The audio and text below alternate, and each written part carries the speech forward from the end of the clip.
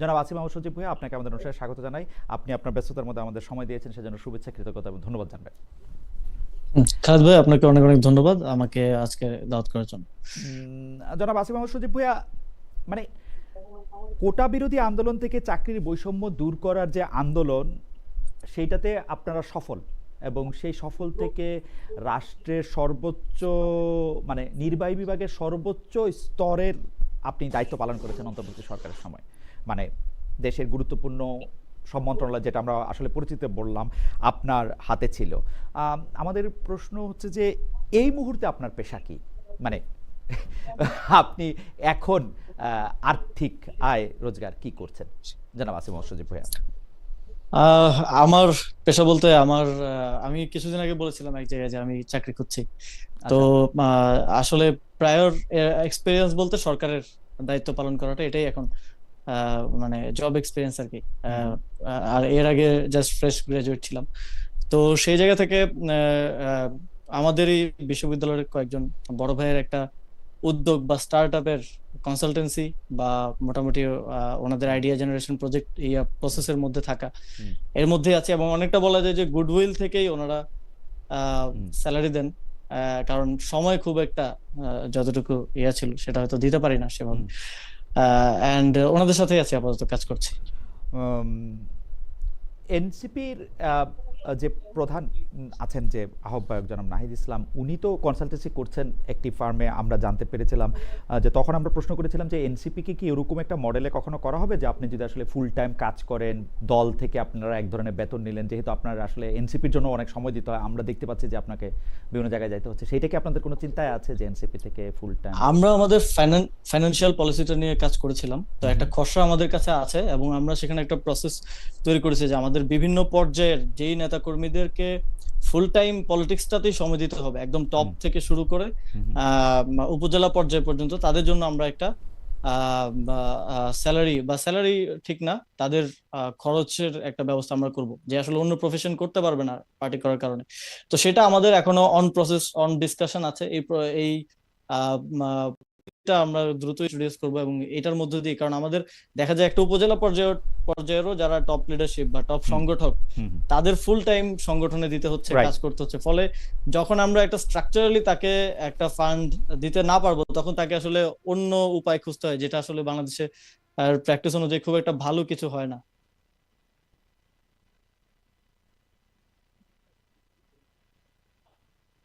Sound আসছে না। আসিফ মাহমুদ সজীব ভাইয়া, কি আমাকে শুনতে পাচ্ছেন? হ্যাঁ, হ্যাঁ, এখন শুনতে পাচ্ছি। জি। জি। আপনি যখন উপদেষ্টা পদ থেকে পদত্যাগ করলেন, তখন আপনি ব্যাংক হিসাবটা আপনি প্রকাশ করেছেন। সে ব্যাংক হিসাব অনুযায়ী মোট আপনার নিজের ২টি, বাবার ৫টি, মা ও স্ত্রীর একটি করে মোট ৯টি ব্যাংক হিসাবে থাকা ১৫ লাখ টাকার তথ্য প্রকাশ করেছেন। আহ, আপনি কি আমাদের একটু বলবেন যে আপনার সেই সম্পদ বেড়েছে না কমেছে না আগের জায়গায় আছে? যদি আপনি বলতে চান, but it's up to you আর কি। না, এই হিসাব প্রকাশ করার পরে তো প্রায় 2 মাসের মতো হয়ে গেল। এই হুম, হুম। সময় খরচের কারণে আরো কিছু টাকা ব্যাংক থেকে উইথড্র করা হয়েছে, তো কমেছে আর কি। ওকে। আবির ভাই, আপনি একটু দেখবেন যে সাউন্ডের জন্য একটু দর্শকরা বলতেছেন যে সাউন্ডটা একটু ঠিক করা যাবে কিনা। যাই হোক, আমরা চেষ্টা করছি যে যাতে আমাদেরকে একটু, আমি একটু জোরে কথা বলি, সেজন্য একটু চেষ্টা করি। জনাব আসিফ মাহমুদ সজীব ভাই, গতকাল সংসদে নিজের এলাকার মহাসড়ক বড় করার দাবিতে সংসদে সোচ্চার হয়েছিলেন এনসিপির এমপি হাসনাত আবদুল্লাহ।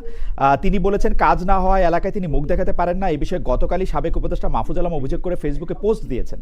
আপনার আরেকজন সহকর্মী, সহযোদ্ধা যদি আমরা এরকম বলি, তিনি সেখানে লিখেছেন, কোট, আজকে হাসনাতের সংসদে আকুতি দেখে মনে পড়লো যে রামগঞ্জ লক্ষ্মীপুর উন্নয়নের জন্য ৪-৫ জন উপদেষ্টার কাছে গিয়েও কোনো হেল্প পাইনি, তাদের সাথে কয়েকবার দেখা করেছি, ডিও লেটার দিয়েছি, সেসব লেখার সময় এখনো আসেনি। এতটুকু বলতে পারি যে একটি রাজনৈতিক দলের চাপে স্ল্যাশ সিদ্ধান্তে উনারা আমার এলাকায় আমাকে কোনো সহযোগিতা করেননি।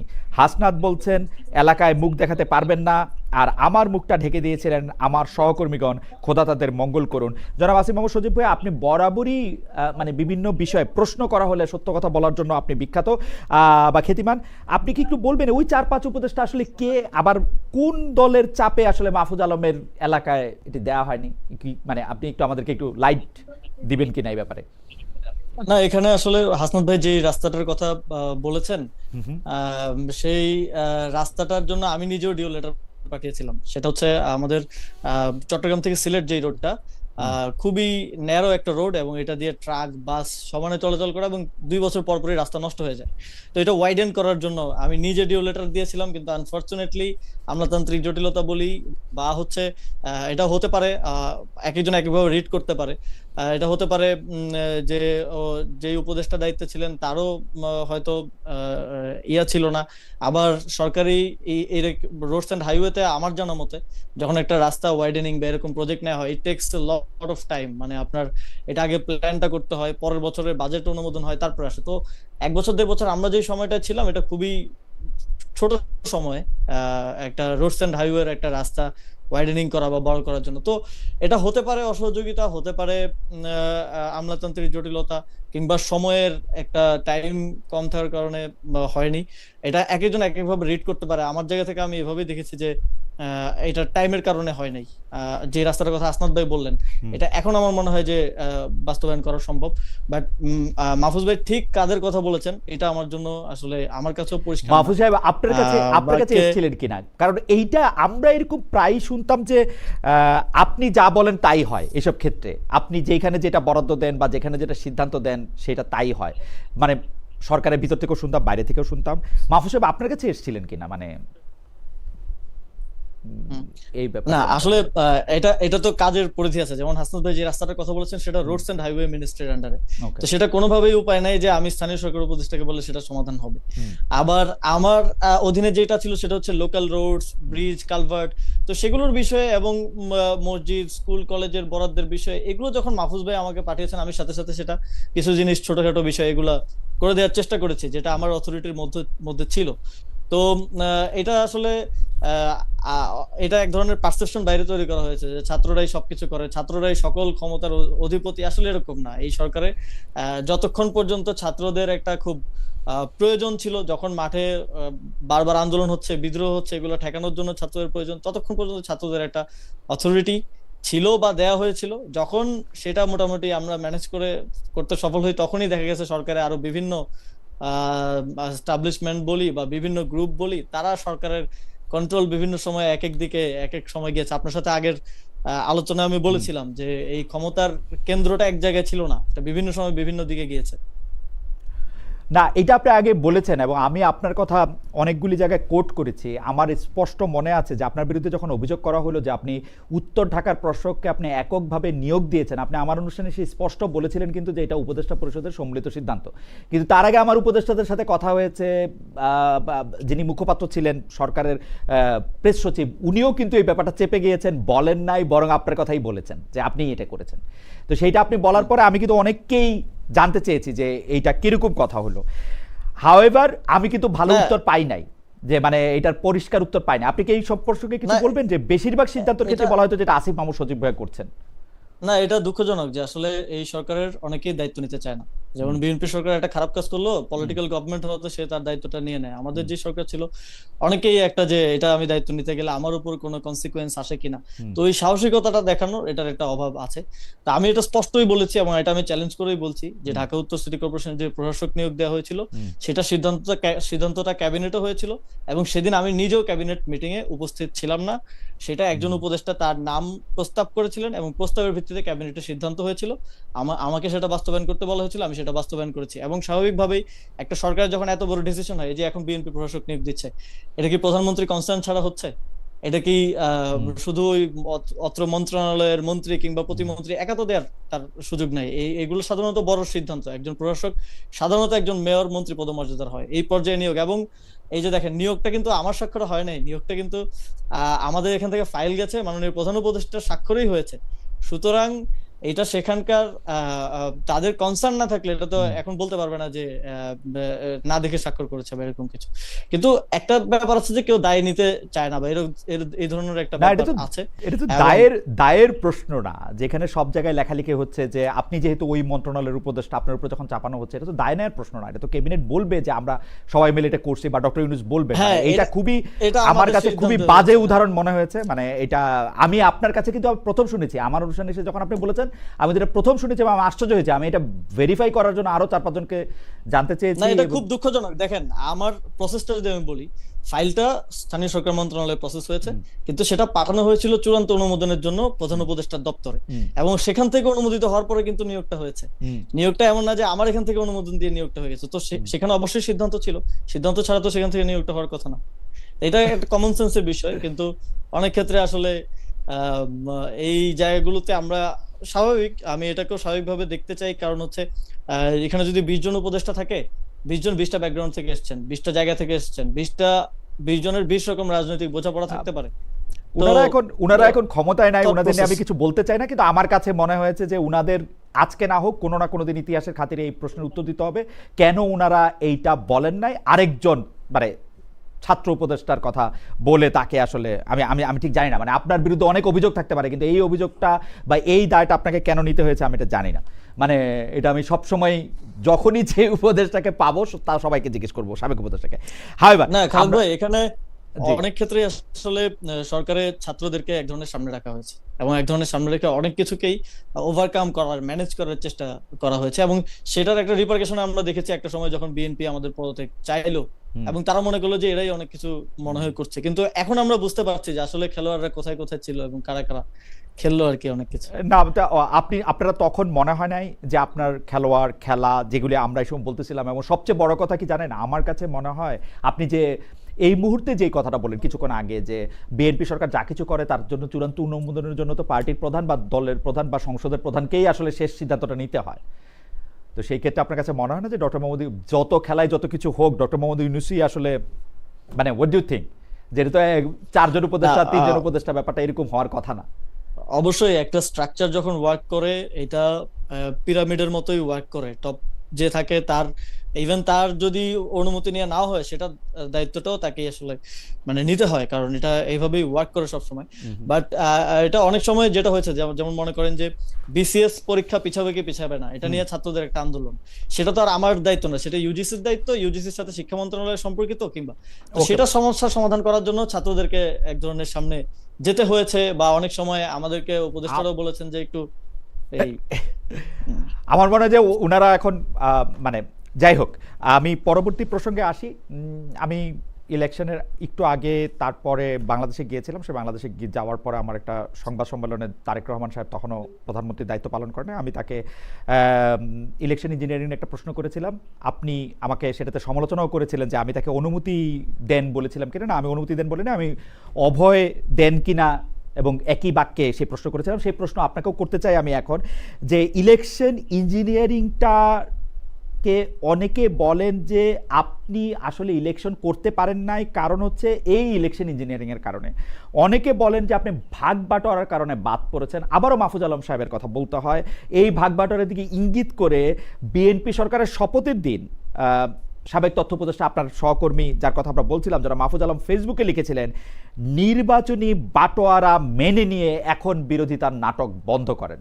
আপনি কি একটু মন্তব্য করবেন যে আপনি কি আসলে, আপনি 10 তারিখ পদত্যাগ করলেন, কিন্তু আপনি ইলেকশনে মানে এনসিপি আপনাকে নমিনেশন দিল না, আপনি নমিনেশন পেলেন না, এনসিপির হয়ে নির্বাচন করলেন না, মানে এটা কি বাটোয়ারাতে আপনি হেরে গেলেন কিনা, ইঞ্জিনিয়ারিং এ আপনি হারলেন কিনা, না, যেটা ইঙ্গিত ইলেকশনটা আমি জনাব মাহফুজ আলম বলছিলেন?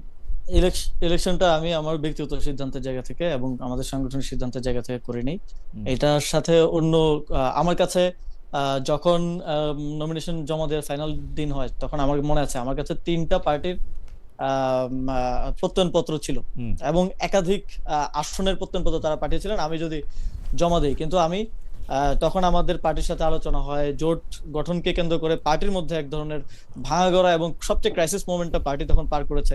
সবকিছু মিলে ইভেন একটা সময় আলোচনা আসে, নাহিদ ভাই বলছিলেন যে আমি ইলেকশন না করে এই সময় পার্টির দায়িত্বটা নেওয়া দরকার। এটা 3-4 মাস আগে থেকে আলাপ চলছিল। তো সে সময় পার্টির দায়িত্বটা গ্রহণ করার জন্য আমি ব্যক্তিগতভাবে নির্বাচনে করি নাই। আমি ভেবেছি যে ইলেকট্রাল পলিটিক্স তো সামনেও আছে, সামনেও স্থানীয় সরকার নির্বাচন হবে, সেখানে অংশগ্রহণ করার সুযোগ থাকবে। তো সেই জায়গা থেকে, ডিসিশনের জায়গা থেকে আমি করি নাই। তবে ইঞ্জিনিয়ারিং এর বিষয় এবং ভাগবাটোয়ারার বিষয় সম্পূর্ণ এটা উড়িয়ে দেওয়ার মতো বিষয় না। যখন আমরা আসলে দেখি যে এই সরকারে, আমি খুব স্পেসিফিকলি আজকে বলতে চাই, এটা কেউ এর আগে বলেছেন কিনা আমি জানি না, আমাদের যখন আমি পুলিশ কমিটির সদস্য সচিব ছিলাম, পুলিশের যেই বদলি টদলির যে কমিটিটা ছিল, তা আমি পদত্যাগের আগেই বদলির প্রক্রিয়াটা, এই যে এসপি দের বদলি করা হবে, বিভিন্ন জেলায় জেলায় দেওয়া হবে, এবং লটারি করা হবে, বদলি করা হবে। এই প্রক্রিয়াটা যখন হয় তখন খুবই আশ্চর্যজনকভাবে কমিটির আহ্বায়ক ছিলেন আমাদের স্বরাষ্ট্র উপদেষ্টা, এবং সদস্য সচিব ছিলাম আমি, এবং মেম্বার ছিলেন আরো 3 জন উপদেষ্টা। কিন্তু একজন যিনি এই পুরো প্রক্রিয়ার অংশ ছিলেন না, তিনি আসলেন হচ্ছে এই লটারি করা বা এই প্রক্রিয়ার মধ্যে তিনি চলে আসলেন, এই মিটিং এর মধ্যে তিনি চলে আসলেন। এবং আমি পরে শুনতে পেলাম যে আমাদের ইয়াদেরও মানে জনপ্রশাসনের ডিসিদের বদলি এই সংক্রান্ত একটা কমিটি আছে, সেই কমিটিতেও তিনি তার অধিকার চর্চা শুরু করলেন, যেটা তিনি ওই কমিটির অংশ ছিলেন না। কিন্তু পরবর্তীতে আমার কাছে ডটগুলো খুব স্পষ্ট হলো যখন ওনাকে আমি দেখলাম যে বিএনপি সরকারের পররাষ্ট্রমন্ত্রী হতে, এবং ও ওনার আচ্ছা আচ্ছা আচ্ছা। নিরীক্ষায় রেখে যদি এই যে ডিসিদের বদলি এবং এই এসপিদের বদলি হয়, তাহলে এই নির্বাচনে ইঞ্জিনিয়ারিং হয়েছে কি হয় নাই এই বিষয়টা আর আলাদা করে তো বলার প্রয়োজন নাই। খলিলুর রহমান সাহেবের যে বিএনপির পররাষ্ট্রমন্ত্রী হওয়াটা সেটা খুবই ইন্টারেস্টিং, এবং সেইটার আসলে কোনোদিন যদি আমার সুযোগ হয় বিএনপির প্রধানকে বা যিনি এখন প্রধানমন্ত্রী আছেন মাননীয় প্রধানমন্ত্রীকে এই প্রশ্ন করার, তাহলে আমি বোধহয় এই প্রশ্নটা দিয়ে শুরু করতে চাই, হোয়াই খলিলুর রহমান, এবং সেটা কীরকম হলো। কিন্তু মানে আমি আপনার কাছে যে প্রশ্নটা করতে চাই সেই প্রশ্নটা হলো যে আপনি যখন এই পুরো ব্যাপারটা বুঝতে পারতেছেন তখন আপনি সিদ্ধান্ত নিলেন যে আপনি আসলে ইলেকশন করবেন না, নাকি আপনি সিদ্ধান্ত নিলেন, কেউ কেউ বলে যে এনসিপি যে জামায়াতে ইসলামের সাথে জোট করলো সেই জন্য আপনি আসলে ইলেকশনে গেলেন না? অনেকে বলছিল যে আপনি চেষ্টা করছিলেন এনসিপি যাতে বিএনপির সাথে জোট করে, তো তাহলে আপনি ইলেকশনে যাবেন, এবং সেটাতে হেরে গিয়েই আপনি আসলে ইলেকশনে যান নাই। এই ব্যাপারটা নিয়ে একটু মন্তব্য করবেন? মানে এগুলি সবই কান কথা আর কি। আমার চেষ্টাটা ছিল এনসিপি যেন এনসিপির জন্য যেন এই যে জোটের প্রক্রিয়াটা, এনসিপি তো প্রথম দিক থেকেই বলছিল যে এনসিপি ওপেন, তারা বিএনপির সাথেও যেতে পারে, জামাতের সাথেও যেতে পারে। তো এনসিপির জন্য যেটা বেস্ট আউটকাম হবে সেটাই ছিল আমার ব্যক্তিগত অবস্থান। এবং ইদার ওয়ে আলোচনা হয়েছে, বিএনপির সাথেও এনসিপির আলোচনা হয়েছে, জামাতের সাথেও এনসিপির আলোচনা হয়েছে, এবং জামাতের সাথে আলোচনায় এনসিপির জন্য একটা বেস্ট আউটকাম এনসিপির লিডারশিপের আমাদের তখন মনে হয়েছে, তো জামাতের সাথে জোটটা হয়েছে। এবং রাজনীতিটাকে আমি একদম কাঠখোট্টা ভাবে, হয়তো আপনি আমাদের আরেকজন সহযোদ্ধার নাম নিলেন, অনেকে হয়তো একদম কাঠখোট্টা ভাবে শুধু আদর্শিক জায়গা থেকে দেখে, আমি রাজনীতিটাকে একই সাথে আদর্শিক জায়গা থেকেও দেখি, আবার প্র্যাকটিক্যাল জায়গা থেকেও দেখি। এবং আমি মনে করি যে এই জোট প্রক্রিয়াটা এনসিপির জন্য একটা প্র্যাকটিক্যাল ডিসিশন ছিল, এবং বোথ এনসিপির যে রাজনৈতিক অবস্থান, সমসাময়িক বিষয়ে, সংস্কারের বিষয়ে বলেন, গণভোটের বিষয়ে বলেন, সেই জায়গা থেকেও এনসিপির জন্য that was a good direction to go. NCP যদি আজকে বিএনপির সাথে থাকতো তাহলে এনসিপির আসলে মুখ দেখানোর উপায় থাকতো না, যে এই গণভোট এবং সংস্কার নিয়ে যা হচ্ছে। এনসিপি নারী নেতৃত্বের যারা গুরুত্বপূর্ণ তাদের অনেকে আসলে মানে সোশ্যাল মিডিয়াতে বলেছিলেন, অনেকে একদম প্রকাশ্যে বলেছেন যে তারা আসলে এনসিপির সঙ্গে আর থাকতে চান না, জামাতের সঙ্গে থাকার জন্য।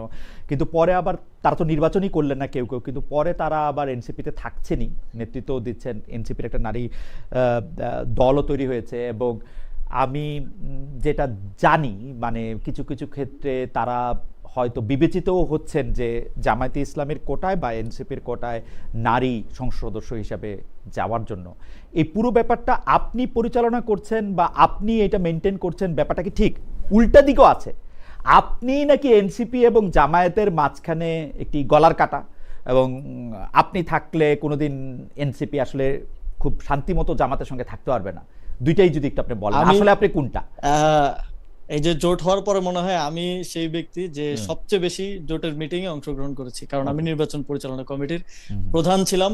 এবং আপনারা হয়তো দেখেছেন যে আমি যখন নির্বাচনী পদযাত্রায় গেলাম, আমরা অন্তত পক্ষে 20 জন জামাতের প্রার্থীর হাতে দাঁড়িপাল্লা তুলে দিয়েছি, তাদের জন্য ভোট চেয়ে এসেছি, তারা আমাদের জন্য ভোট চেয়েছেন, আমরা একসাথে নির্বাচনটা করেছি। কিন্তু এর মধ্যে আবার সারোয়ার তুষার কাহিনীও আছে, যে সারোয়ার তুষার আপনাদের একজন গুরুত্বপূর্ণ নেতা। আমাদের দুইটা আসনে এরকম জোটের ইকুয়েশনটা ওয়ার্ক করে নাই শেষ পর্যন্ত, কোঅর্ডিনেশনটা, সমন্বয়টা হয়ে ওঠে নাই। এবং আমাদের দলের মধ্যে যেটা বললেন যে অনেকের আমাদের যখন জোট প্রক্রিয়াটা হয় তখন এটা খুব খুব হেস্টি ওয়েতে হয়, খুব দ্রুত তার সাথে হয়, ফলে দলের বিভিন্ন ফোরামে একদম প্রপারলি আলোচনা করে দীর্ঘ সময় নিয়ে ফিডব্যাক গুলো নিয়ে সবাইকে ঐক্যমত্যে এনে জোট করার যেই সময় বা লেভারেজটা, এটা দলের নেতৃবৃন্দ সে সময় পায়নি, ফলে কমিউনিকেশন গ্যাপ তৈরি হয়েছিল। এবং এই জোটের ভবিষ্যৎ কি, এনসিপির কি স্বতন্ত্র রাজনীতিটা থাকবে কি থাকবে না, এই সব কিছু নিয়ে এক ধরনের গ্যাপ এবং এক ধরনের ভুল বোঝাবুঝি সে সময়টাতে ছিল। ফলে এই ভুল বোঝাবুঝিটা যখন আমরা সময় দিতে পারলাম, যখন আমি নির্বাচন না করে পার্টির মধ্যে সবার সাথে কথা বললাম, সবার সাথে বসলাম, এটা অনেকটাই মিনিমাইজ করা সম্ভব হয়েছে। ফলে ইভেন অনেকে যারা পদত্যাগ করেছে তারাও সেটা উইথড্র করে পার্টিতে কাজ করছেন, যারা বিরোধী মতে ছিলেন অনেকেই পার্টিতে কাজ করছেন, এবং এর মধ্যে আমরা নিজেরা বসে এই জিনিসগুলা নিজেদের মধ্যে আরো বেটার কমিউনিকেশন করার চেষ্টা করেছি, এবং আমাদের এই যে নির্বাচনী জোটের যে স্ট্র্যাটেজিক ডিসিশনটা এটা আরো ফার্দার সবার সাথে আমরা ডিসকাস করার চেষ্টা করেছি, ফলে সবাই এখন একসাথে আমরা কাজটা করছি। এবং ইভেন যারা পদত্যাগ করেছেন বা যারা গিয়েছেন অথবা অনেকে এখনো মনোমালিন্য আছে, মন খারাপ করে হয়তো অভিমান করে আছেন, সবার সাথে কিন্তু আমাদের কমিউনিকেশন আছে এবং সবার সাথে আমাদের কথা চলছে। এবং আমরা অনেক ক্ষেত্রে হয় কি আমাদের বয়সের কারণেও অনেক ক্ষেত্রে রাজনৈতিক ডিসিশন নেওয়ার ক্ষেত্রে প্র্যাকটিক্যালি চিন্তা না করে ইম্পালসিভ ওয়েতে চিন্তা করতে পারি, এটা আমিও হতে পারি বা আমাদের সহযোদ্ধারা হতে পারে, কিন্তু আলটিমেটলি একটু সময় নিয়ে ভাবলেই প্র্যাকটিক্যাল ডিসিশনটা স্ট্র্যাটেজিক ডিসিশনটা বোঝা যায়।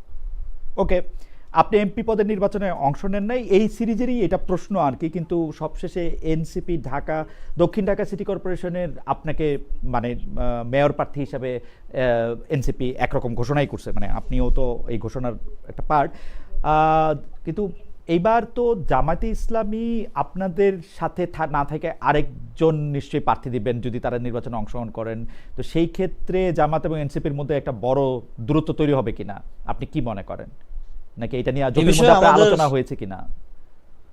এখন পর্যন্ত আমরা আসলে এই যে জুলাই সনদ, গণভোট, এই বিষয়গুলো নিয়ে খুব আমাদের রাজপথের কর্মসূচিও চলছে, আমাদের সভা সেমিনার চলছে, সংসদে আলাপ আলোচনা হচ্ছে, এগুলো নিয়ে আমাদের এখন পর্যন্ত আলোচনা হচ্ছে। আমরা অফিসিয়ালি লোকাল গভর্নমেন্ট ইলেকশন নিয়ে আলোচনা করতে পারি নাই, এবং সঙ্গত কারণেই, কারণ এখন পর্যন্ত ডেট ঘোষণা হয় নাই, আমরা একটু আগেই পার্টি হিসেবে ঘোষণা করে দিয়েছি।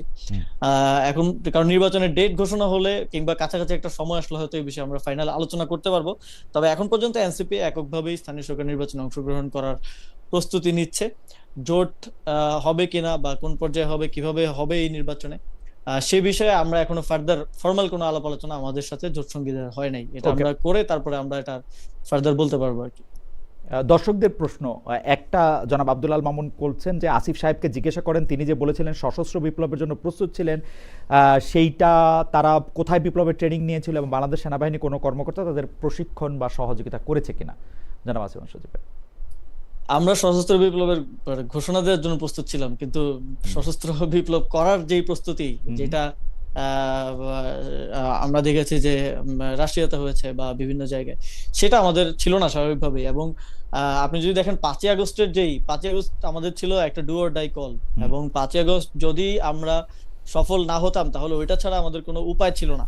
এবং আপনি দেখেন আমাদের মুক্তিযুদ্ধের আগে আমাদের এখানে কতজন মানুষ আসলে সশস্ত্র প্রশিক্ষণ নিয়েছিল, নেয় নাই, কিন্তু তাদের সে সময় মুক্তিযুদ্ধের ঘোষণাটা দিতে হয়েছিল, মানুষকে ডাক দিতে হয়েছিল যে যে যার যা আছে তা নিয়েই ঝাঁপিয়ে পড়তে হবে। এবং অন দা ওয়ে কিন্তু প্রশিক্ষণেরও ব্যবস্থা হয়েছে এবং অস্ত্রেরও ব্যবস্থা হয়েছে এবং সফলতাও এসেছে। তো এটা অনেকে ওই সশস্ত্র বিপ্লবের কথাটা নাহিদ ভাই বলেছেন, আমি বলেছি বিভিন্ন জায়গায়, ফলে অনেকে ধরে নিয়েছেন যে হয়তো আগে ভাগে অস্ত্র শস্ত্র বাসায় নিয়ে বসেছিলাম করার জন্য। এটা এরকম না, এটা অনেকটা মানে অভ্যুত্থানের ওই সময়কার ডিমান্ডের জায়গা থেকেই প্রস্তুতিটা ছিল। অস্ত্র প্রসঙ্গে আমাদের অনেকের কৌতূহল থাকে যে আপনি কি আপনার পিস্তলটা বা ইয়া করেছেন কিনা, জমা দিয়েছেন কিনা, নাকি এটা এখনো আছে ওই কথার মতো আসিফ মাহমুদের লাইসেন্স? আমি উপদেষ্টা হিসেবে অস্ত্র জমা দিলেও লাইসেন্সটা রয়েছে কিনা, নাকি অস্ত্র আছে লাইসেন্সও আছে? আমি লাইসেন্সটা রাষ্ট্রের একজন নাগরিক হিসেবেই নিয়েছি, এবং সেই হিসেবে আমার নিরাপত্তার স্বার্থে লাইসেন্সও আছে, অস্ত্র আছে। এই বিষয়ে সাধারণত 3 বছরের জন্য লাইসেন্স দেওয়া হয় আর কি। ওকে, আমরা পরবর্তী প্রসঙ্গের মধ্যে একটু যাই, যে সেটা হচ্ছে যে দর্শকদের আরেকটা কৌতূহল, মানে এটা আমি একটু প্যারাফ্রেজ করি, আপনি যদি একটু বলতেন যে আপনাকে নাকি দক্ষিণ ঢাকার মেয়র পদপ্রার্থী করা হয়েছে কারণ আপনি একজন ধনাঢ্য ব্যক্তি, আপনার প্রচুর টাকা রয়েছে এবং সেই টাকা দিয়ে আপনি দল সামলাচ্ছেন, মিটিং সামলাচ্ছেন, মিছিল সামলাচ্ছেন, এবং এনসিপির মধ্যে আপনি সবচেয়ে বেশি প্রভাব বজায় রাখতে পারছেন কারণ আপনার অনেক টাকা। একটু আপনি মন্তব্য করবেন কিনা যে আপনার দল করতে অনেক টাকা লাগছে কিনা? এটা একেবারেই যাই হোক, এই ধরনের অনেক পারসেপশন, অনেক কিছু বিগত 1.5 বছরে বিভিন্ন প্রপাগান্ডা বিভিন্ন ইয়ার মাধ্যমে তৈরি করা হয়েছে আমার বিরুদ্ধে স্পেসিফিকলি আমি বলবো, এবং আমি জানিও কারা করেছে এবং তারা কেন করেছে। তারা বিভিন্ন ক্ষেত্রে আমার কাজে আসলে তারা মনে করেছে যে তারা ক্ষতিগ্রস্ত হয়েছে বা তাদের স্বার্থটা সিদ্ধ হয়নি, ফলে এটা করেছে। তো বাট আমরা আমাদের দলের জায়গা থেকে এখন পর্যন্ত আমরা ক্রাউড ফান্ডিং দিয়ে চলি, আমরা গতকালকে একটা বৈশাখের প্রোগ্রাম করেছি, হুম 10 জনকে ফোন দিছি যে ভাই কেউ 20,000, কেউ 15,000, কেউ 50,000 করে যার যার সাধ্যমতো টাকা দিয়ে আমরা এই খুবই কম অ্যামাউন্টে 1.5-2 লাখ টাকা দিয়ে একটা পহেলা বৈশাখের প্রোগ্রাম হুম করেছি। হুম তো এটা হচ্ছে রিয়েলিটি, যারা আমাদের সাথে আছে, আমাদের সাথে কাজ করছে, তারা আমাদের এই লিভিং রিয়েলিটিটা আসলে বুঝতে পারে। বাট ওভারঅল একটা পারসেপশন, নেগেটিভ পারসেপশন এটা তো তৈরি করা হয়েছে, দ্যাট ইজ ট্রু। এই নেগেটিভ পারসেপশনের মধ্যে আপনার কাছে কিছু মনে হয় যে, যেমন ধরেন মানে আমার কোথায় মনে হয় যে এই পারসেপশনটার ব্যাপারে আপনাদের আরেকটু, বিশেষ করে আপনার আরেকটু পরিষ্কার করা উচিত। কারণ একই সাথে নাহিদ ইসলাম ছিলেন উপদেষ্টা, মাহফুজ আলম ছিলেন উপদেষ্টা। নাহিদ ইসলাম সাহেব আর আপনার এখন একই দল হলে মাহফুজ আলম সাহেব আলাদা হচ্ছেন। তিনি বিভিন্ন সময়, এটা ডয়েচে ভেলেতে ইন্টারভিউ দেওয়ার সময়, ফেসবুকে স্ট্যাটাস দেওয়ার সময়, বিভিন্ন সময় তিনি আসলে এই বাটোয়ারা রাজনীতি, এত অল্প দামে বেচনা, এই সেই এগুলি নানা ধরনের কথা আমরা তার মুখে শুনেছি। আপনার কাছে কি মনে হয় আরেকটু কি পরিষ্কার করা উচিত যে ধরেন আমি আজকে আপনার ইন্টারভিউ করব, আমাকে অন্তত 10 জন একটা মেসেজ পাঠিয়েছে, আসিফ মাহমুদ সজীব ভুঁইয়াকে আপনাকে জিজ্ঞেস করতেই হবে উনি আমিরাতে টাকা ক্রিপ্টোকারেন্সি করে পাঠিয়েছেন কিনা। এই যে পারসেপশন, এই এবং আপনি আসলে শত শত সিদ্ধান্ত নিয়েছেন, যাদের আপনার পছন্দ তাদের ব্যাপারে আপনি সিদ্ধান্ত নিয়েছেন স্থানীয় সরকার ও ওই মন্ত্রণালয় থেকে। বিসিবির প্রসঙ্গে আমি একটু পরে আসছি। এগুলি থেকে আপনি সিদ্ধান্ত নিয়েছেন এবং আপনার দলের লোকজন আজকে ভোর রাতে আপনাদের দল থেকে বের হয়ে যাওয়া একজন, মানে উনি তো আসলে হয়তো আমেরিকার টাইমটা জানেন না, উনি আমাকে ফোন করছেন শুধু এটা বলার জন্য যে আপনি কত টাকা কত জায়গা থেকে নিয়েছেন এবং কিভাবে ইচ্ছা মতো যাকে ইচ্ছা তাকে দিয়েছেন, যাকে ইচ্ছা তাকে দেন নাই। আপনি কি এই ব্যাপারটা আর একটু পরিষ্কার করতে পারেন কোনোভাবে? মানে আমি জানি আপনি এটা অনেকবার বলছেন, আবার একটু বলবেন কিনা? না, আমি আমার দায়িত্বের সময় সর্বোচ্চ দায়িত্বশীলতার সাথে এবং সততার সাথে কাজ করার চেষ্টা করেছি। দেখেন, অনেক অভিযোগ, অনেক অ্যামাউন্ট বলতে বলতে একেবারে $10 বিলিয়ন পর্যন্ত বলা হয়ে গেছে। ওইটা 100 কোটি থেকে শুরু হয়েছিল, এখন 1,20,000 কোটিতে চলে গেছে। বাংলাদেশের বাজেটের কাছাকাছি চলে যাবে কিছুদিন পরে হয়তো। কিন্তু দেখেন, একটা স্পেসিফিক, এই যে আপনি তো বললেন যে অনেক সিদ্ধান্ত নিয়েছি, অনেকগুলো কাজ করেছি, স্পেসিফিক তো বলতে হবে যে এই কাজটা আসিফ মাহমুদ করে এই জনকে আনডিউ কোনো সুবিধা দিয়েছে এবং তার বিপরীতে সে টাকা নিয়েছে, এরকম স্পেসিফিক একটা অভিযোগ অন্তত টাকা না নিলেও এইটা কি সত্য যে আপনি হাসনাত আব্দুল্লাহর, মানে আমি হাসনাত আব্দুল্লাহ আমার খুব প্রিয়, আপনিও খুব প্রিয়, এইটা কি সত্য হাসনাত আব্দুল্লাহর এলাকায় আপনি বেশি কাজ করিয়েছেন যাতে হাসনাত আব্দুল্লাহ বেশি জনপ্রিয় হন? কাজ, ওই যে একটা প্রজেক্টের বিষয়ে বলছেন যে প্রজেক্টে বরাদ্দের বিষয়, আরো 2-3টা টাকা রেখে ওকে দিয়ে দিবেন, এরকম কি করছেন? না না, ওই প্রজেক্ট কিন্তু পাসই হয় নাই। মানে এই যে একটা পারসেপশন যে হাসনাত আব্দুল্লাহ আসনে 300 কোটি টাকার কাজ হয়েছে, ফলে সে এমপি হয়েছে, অথচ ওই প্রজেক্ট পাসই হয় নাই। কাজ হওয়া তো অনেক দূরের কথা, লোকাল গভর্নমেন্টের প্রজেক্ট গুলো পাস হওয়ার পরেও কাজ মাঠে নামতে অ্যাটলিস্ট 3-4 বছর 5 বছর লেগে যায় বাস্তবায়ন হইতে। তো এটা ওই প্রজেক্ট এখনো তো পাসই হয় নাই। যদি পাস হয়ও তাহলে স্টিল এটার কাজ হইতে হইতে ওই সবগুলো উদ্বোধন করবে বিএনপি নেতারা আর কি।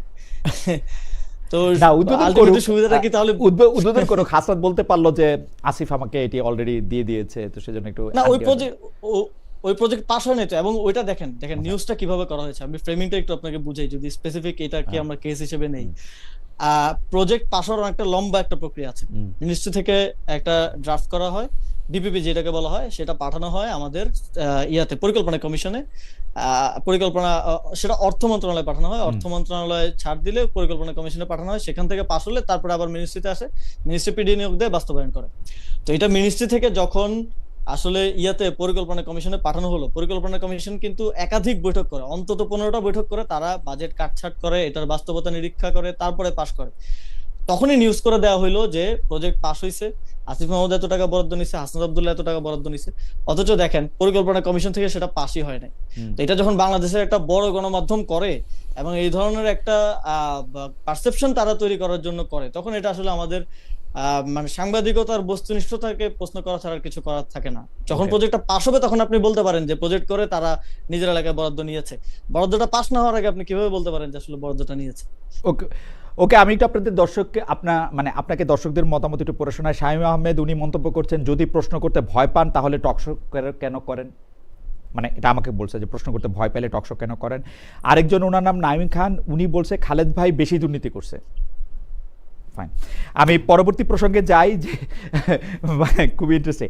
আমি পরবর্তী প্রসঙ্গে যাই যে গত বছর সাকিব আল হাসান বাংলাদেশের সেরা খেলোয়াড়, সেরা ক্রীড়াবিদ আমি বলবো, যে গত বছর সাকিব আল হাসান যখন শেখ হাসিনার জন্মদিনের শুভেচ্ছা জানালেন তখন আপনি ফেসবুকে সাকিবকে দেশে ফেরানো ও দলে ফেরানোর সুযোগ না দেওয়া যে সঠিক সিদ্ধান্ত ছিল সেটিকে একটি কৃতিত্বপূর্ণ পদক্ষেপ হিসেবে দেখাতে চেয়েছেন। এই সপ্তাহখানেক আগে আমরা আবার আপনার একটি ভিডিও বক্তব্য দেখলাম যেখানে আপনি বলেছেন সাকিব আল হাসানের পাসপোর্ট জটিলতা নিরসনে আপনি সহায়তা করেছেন। সাকিব আল হাসানকে নিয়ে আপনার দুটি বিপরীত অবস্থান কিনা এইটা না ফেরানো নাকি পাসপোর্ট জটিলতা নিরসন করা, কোনটা আসলে ক্রেডিট বা কোনটা ডিসক্রেডিট? জনাব আসিফ মাহমুদ সজীব ভাই। এখানে মানে এটা আমি বারবার এই প্রশ্নটা আসে এবং বারবারই বলছি, যখন আমি দায়িত্ব নেই এবং বোর্ডটা একটু রিকনস্ট্রাক্ট হয় এবং তারা যখন কাজ শুরু করে, আমি নামই বলি যে একজন ডিরেক্টর আছেন নাজমুল আবদিন ফাহিম ভাই, ওনাকে ফাহিম স্যার বলে সবাই ডাকে। তো সাকিব আল হাসান ওনারই খুব পছন্দের শিষ্য আর কি। তো উনি পুরোটা প্রসেস শুরু করেছিলেন, একটা রিকনসিলিয়েশন প্রসেস। এটা ট্রুথ এন্ড রিকনসিলিয়েশন পৃথিবীর বিভিন্ন জায়গায় হয়েছে, আমরা দেখেছি। এবং এই প্রসেসটাতে সাকিব আল হাসান নিজেও একমত ছিলেন এবং তিনিও এই প্রসেসটাতে আসছিলেন। আপনার মনে পড়ে কিনা, সাকিব আল হাসান স্টার্টের দিকে তিনি একটা পোস্ট করেছিলেন, তার যেই জুলাই গণঅভ্যুত্থানের সময়কার অবস্থান সেটাকে ব্যাখ্যা করার চেষ্টা করে, এবং সেই পোস্টটা কিন্তু এই প্রসেসেরই অংশ ছিল। এবং নাজমুল আবেদিন ফাহিম ভাই তিনি পুরো প্রসেসটা করছিলেন, এবং আমারও একটা গুডউইলের জায়গা ছিল যে তিনি বাংলাদেশের সেরা অলরাউন্ডার এবং তার অ্যাটলিস্ট অবসরে যাওয়াটা বিশ্বের সেরা অলরাউন্ডার, বিশ্বের সেরা অলরাউন্ডার, ইয়েস, বাংলাদেশের সেরা ক্রিকেটার। জি। তো তার অবসরে যাওয়াটা অ্যাটলিস্ট বাংলাদেশে একটা খেলার মধ্য দিয়ে হতে পারে, এবং সেটা একটা প্রসেসের মধ্য দিয়ে, যেহেতু মানুষের অনেক কোশ্চেন আছে। সরকারের প্রথম দিকে তাকে দেশে না ফেরানোর জন্য আন্দোলনও হয়েছে, মিরপুরে অনেক ধরনের দাবি দেওয়া হয়েছে, এবং এই জন্য একটা প্রসেসের মধ্য দিয়ে সেটা করা, এবং সেটা বিসিবি একটা প্রক্রিয়ার মধ্যে ছিল। কিন্তু এই প্রক্রিয়াটা শেষ পর্যন্ত সাকিব আল হাসানের দিক থেকেই ভঙ্গ করা হলো। তিনি ওই প্রক্রিয়াটা কন্টিনিউ করলেন না, বরং তিনি আওয়ামী লীগকে এন্ডোর্স করাটাকেই উনি বেছে নিলেন। ফলশ্রুতিতে এই প্রক্রিয়াটা কিন্তু আর কাজ করে না, এবং এই প্রক্রিয়াটা শুধু যে আমি চাইলে বা বিসিবি চাইলে সম্ভব তা না, কিন্তু ওনার নামে যেই মামলা আছে বা দুদকে বা হচ্ছে ইয়াতে যা আছে সেটা তো জনাব ভাইয়া, আমার মনে হয় যে আপনি সাকিব আল হাসানকে আওয়ামী লীগের দিকে ঝুঁকে পড়া বা শেখ হাসিনাকে জন্মদিনে উইশ করাটা হয়তো আপনি বলতে চাইছেন, কিন্তু সাকিব আল হাসান কিন্তু আসলে ওয়েট করেছিলেন, এবং আমরা তখন শুনেছি যে আপনি এটাকে বাধা, মানে জনাব আসিফ মাহমুদ সজীব ভাইয়া চাইলেই, ক্রীড়া উপদেষ্টা চাইলেই সাকিব দেশে ফিরতে পারবেন বা দেশে থেকে অবসর নিতে পারবেন, যেটাই ওনার একটা চাওয়া ছিল, ওইটার ক্ষেত্রে আপনি একমাত্র বাধা ছিলেন। পরে আমরা দেখলাম যে আপনি ওটা ক্রেডিটও নিচ্ছেন যে হ্যাঁ আমিই বাধা ছিলাম। তো আপনি কি এই বাধাটা, মানে সাকিব আল হাসানের বিরুদ্ধে অভিযোগ থাকলে বা জনগণ থাকলে সেইটা তো আলাদা কথা, কিন্তু আপনি বাধাটা হয়ে কি আসলে, মানে আপনি কি মনে করেন আপনি এটা ঠিকই করেছিলেন? মানে এটা আমি চাইলে যদি, আমি এখন তো বিএনপি সরকার চাচ্ছে, বিএনপি সরকারের 3 মাস হতে চললো, পারছে না কেন? আমি চাইলে যদি সম্ভব হতো তাহলে তো হতো না। এটা আপনি বলছেন আর কি, আপনি বলছেন যে এটা আপনি তাকে আটকে রাখা। খালেদ ভাই, আমি যদি দেশের প্রধানমন্ত্রী হই, আমি চাইলেও গিয়ে কারণ আমি একটা মামলা থাকলে ওইটা উইথড্র করতে কোর্টকে বলতে পারবো না, ওকে, বা তাকে ওইটা থেকে আপনি এই যে দেখেন বিএনপি চাচ্ছে, বিএনপি সরকার চাচ্ছে, আমরা দেখছি গুডউইল আছে, কিন্তু বিএনপির ক্রীড়া প্রতিমন্ত্রী তিনিও বলছেন যে মামলার বিষয়টা সাকিব আল হাসানকেই ডিল করতে হবে, ম্যানেজ করে আসতে হবে। এটাও আমারও এটাই পজিশন ছিল একটা সময় পর্যন্ত, কিন্তু যখন আমি দেখলাম তিনি আওয়ামী লীগের রাজনীতিটাই করতে চান, যেটা তিনি এখন বলছেন ঘোষণা দিয়ে, তিনি একটা নিষিদ্ধ সংগঠনের রাজনীতি করতে চান, সেইটা করার সুযোগ, তাকে খেলতে দেওয়ার সুযোগ দেওয়াটা যদি আপনি বলেন আমার দায়িত্ব ছিল, ঠিক আছে ছিল, কিন্তু তাকে আওয়ামী লীগের রাজনীতি করার সুযোগ দেওয়াটা দেশে এনে, that is not my duty, বা এটা করাটাও একটা অপরাধ হবে বাংলাদেশের বিদ্যমান আইনে। সাকিব আল হাসান আওয়ামী লীগের রাজনীতিটা করতে চেয়েছেন কিনা এটা অবশ্য আমি তার ফেসবুক পোস্টে বা তার জন্মদিনে এটাতে আমি বুঝি নাই, মানে না, তিনি রিসেন্টলি একটা সাক্ষাৎকারে ডেইলি স্টারকে বলেছেন যে তিনি রাজনীতিটাই করতে চান ফিউচারে। ওকে, আওয়ামী লীগের রাজনীতি করবেন কিনা সেটা বুঝি না আর কি, মানে আওয়ামী লীগের রাজনীতি করবেন কিনা, রাজনীতি করবেন সেটা বুঝছি না, এনসিপিও করতে পারে, স্পষ্টই বলছেন, আমি জানি না, তিনি স্পষ্টই বলেছেন যে তিনি কিন্তু স্পষ্টই বলেছেন যে আমাদের দলে তো এখন কার্যক্রম নাই, কার্যক্রম যদি আমরা শুরু করতে পারি তাহলে আমি রাজনীতি করব। তো এটা তো আওয়ামী লীগের কথাই বলেছেন। আচ্ছা ঠিক আছে, আমি অত ভালো করে খেয়াল করিনি। যাই হোক, আরেকজন দর্শকের মতামত আপনাকে শোনাই। তিনি বলছেন যে এ ফ্লোটিং পাইরেট, খালেদ ভাই আপনি যে ডিজিএফআই আর ওয়াকারের ব্যাকআপে আর সিকিউরিটি মাঝে মাঝে এসে কি, আপনি যে ডিজিএফআই আর ওয়াকারের ব্যাকআপে আর সিকিউরিটিতে মাঝে মাঝে দেশে এসে উকিঝুঁকি মারেন, সেটা জ্যাকব মিল্টন ভাই এক্সপোজ করে দিয়েছেন। ভাই বাংলাদেশ আমার দেশ, আমি কদিন পরে আবার যাব, এর জন্য আমার এই মানে আমি পরবর্তী প্রসঙ্গে যাই। সেটা হলো যে অনেকেই বলে থাকেন বাংলাদেশ যে এবার বিশ্বকাপটা খেলতে পারলো না, এবং বিসিবি যে স্বাভাবিকভাবে স্বাধীনভাবে সিদ্ধান্ত নিতে পারে না, বিসিবিতে খেলোয়াড়রা খেলা সিদ্ধান্ত করলো, আপনি তখন ক্রীড়া উপদেষ্টা ছিলেন না, ক্রীড়া উপদেষ্টা ছিলেন হচ্ছে আসিফ নজরুল, কিন্তু অনেকেই মনে করেন যে পুরো ব্যাপারটা মানে বিসিবিকে এক ধরনের সরকারের একেবারে কবজায় নিয়ে আসা, আজকে ফারুক আহমেদ, তো কালকে আমিনুল ইসলাম বুলবুল, পরশুদিন মানে আপনার আমি শুনেছি যে আপনি বিসিবির সভাপতিকে মানা করে দিয়েছেন যে আপনি কালকে চলে যাবেন কারণ আপনাকে আর আমার ভালো লাগছে না। এটা সম্ভব কারণ আপনি যেহেতু তাকে পরিচালক পদে বসিয়েছেন। আমিনুল ইসলাম বুলবুল সাহেবের সাক্ষাৎকার শুনেও আমার কাছে মনে হয়েছে যে উনি বিসিবির সভাপতি হয়েছেন কারণ আসিফ মাহমুদ সজীব ভুঁইয়া তাকে পছন্দ করেছেন, পিক করেছেন, হ্যান্ড পিক। এইটার ব্যাপারে আপনি আসলে কি বলবেন যে বিসিবিটাকে পুরোপুরি সরকারিকরণ আগেও আমরা দেখেছি, মানে আপনি প্রথম তা না, কিন্তু আপনার থেকে আমরা এটা আশা করেছিলাম কিনা বা আপনি এই দায়টা আসলে নেবেন কিনা, এবং খেলা যে বাংলাদেশ বিশ্বকাপ খেলতে পারলো না এইটার দায়টাও অনেকে আপনাকে দেন যে বিসিবিটাই একটা ঝামেলার জায়গা ছিল।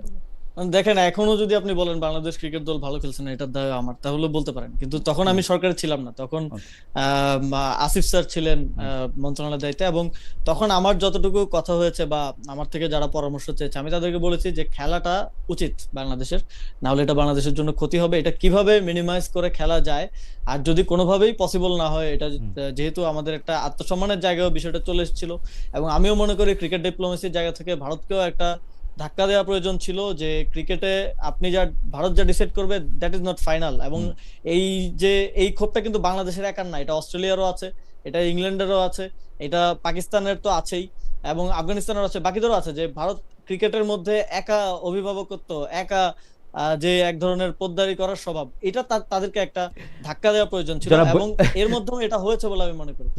সরকারিকরণের কথা আমি একটু বলি যে বিশ্ব বাজারে আসলে এই যে আইসিসি, ফিফা, এদের মতো সংস্থাগুলি আসলে কিন্তু মূলত টাকাই নিয়ন্ত্রণ করে, মানে যেই দলে দর্শক বেশি, বিজ্ঞাপন বেশি, এইটা বেশি। একসময় অস্ট্রেলিয়ার, ইংল্যান্ডের একদম কবজায় আইসিসি ছিল, এখন ইন্ডিয়াতে বিভিন্ন রকম টুর্নামেন্টের কারণে ইন্ডিয়া এখন কবজায়, কিন্তু সেইটা তো হচ্ছে বাণিজ্যিক বা আর্থিক একটা সিদ্ধান্ত। আপনি মন্ত্রণালয় চালিয়েছেন, আপনি আরো ভালো বলতে পারবেন। এই ক্ষেত্রে আপনি প্রসঙ্গটাতে আসছিলেন যে মানে এই বিসিবিকে একপাক্ষিক বা সরকারিকরণ করার ক্ষেত্রে আপনার ভূমিকাটা কি তখন এত বেশি জরুরি ছিল যে, বা আপনি হস্তক্ষেপটা যদি বলি, এবং সেই হস্তক্ষেপটা কেউ কেউ বলে থাকেন যে এই ভারতীয় আধিপত্যবাদ ঠেকানোর নাম করে বা অন্য কোনো নাম দিয়ে আপনি এটি করেছেন?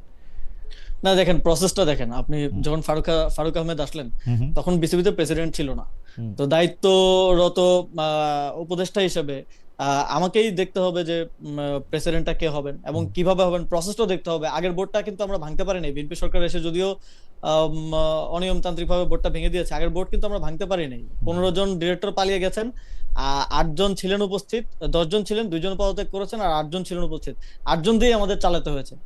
কারণ হচ্ছে এটা এটা সরকার করতে পারে না, চাইলে তখন আমরা এই যে এখন নিয়ম বহির্ভূত ভাবে যেভাবে ভাঙা হইলো এই প্রসেসে তো যাওয়া যেত। তো আমরা এই বিসিবির স্বায়ত্তশাসনটা ধরে রাখার মধ্য দিয়েই রিফরমেশনটা করতে চেয়েছি, ফলে সরকারের যেই দুইজনকে মনোনয়ন দেওয়ার সুযোগ আছে সেই সুযোগটাকে কাজে লাগিয়ে ফারুক আহমেদ এবং নাজমুল আবেদিন ফাহিমকে তখন বোর্ডের ডিরেক্টর করা হয়। বোর্ডের বাকি ডিরেক্টররা ভোট দিয়ে সেখান থেকে একজনকে প্রেসিডেন্ট করেন, এবং পরের বারও কিন্তু সরকারের যে মনোনয়নের যে সুযোগটা আছে সেটা কাজে লাগিয়েই কিন্তু পরের বারও বুলবুল সাহেবকে আনা হয়। তো কিন্তু এই যে সরকারিকরণ বা দলীয়করণ তো বলা যাবে না, কারণ আমার দলের বা আমার সম্পৃক্ত কেউই বোর্ডে আমার সময় আসতে পারে নাই বা আসার আগ্রহ দেখালেও আমি নীতিগত জায়গা থেকে, কারণ বিরাজনীতিকরণটা ছিল আমার একটা মোটো স্পোর্টসে ডিপলিটিসাইজেশন, সেই জায়গা থেকে কাউকে আসতে সাপোর্ট করি নাই, কিংবা কাউকে আসার ক্ষেত্রে আমি বাধা দিয়েছি বা তাদেরকে অনুৎসাহিত করেছি। সরকারিকরণের সেটা আমরা এই ডিউ সরকারের যতটুকু এখতিয়ার আছে সেই এখতিয়ারটা কাজে লাগিয়ে ডিউ প্রসেসের মধ্য দিয়ে সেটা করা হয়েছে। এটা এমন না যে বোর্ডের উপরে চাপিয়ে দেয়া, জোর করা, এবং সেটা আইসিসির সাথে কমিউনিকেশনের মাধ্যমে প্রপার প্রসেসের মধ্য দিয়েই করা হয়েছে। এবং সরকারকে তখন ডিসিশন নিতে হতো, ডিসিশন না নিলে বোর্ড খালি পড়ে থাকতো, বোর্ডের প্রেসিডেন্ট পালিয়ে গেছে, প্রেসিডেন্ট পদত্যাগ করেছে, তো এটা তো থাকতে পারে না।